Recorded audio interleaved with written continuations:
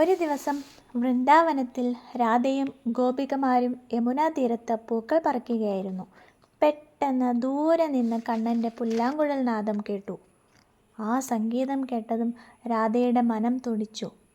ജോലിയെല്ലാം മറന്ന് അവൾ ഓടിച്ചെന്നു. കണ്ണൻ ഒരു കദംബ മരത്തിൻ ചുവട്ടിൽ നിൽക്കുന്നു.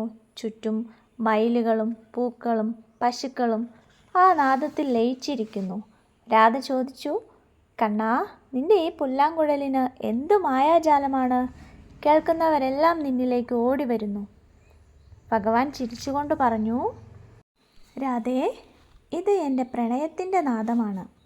ശുദ്ധമായ സ്നേഹമുള്ളിടത്ത് സംഗീതം താനേ ഉണ്ടാകും.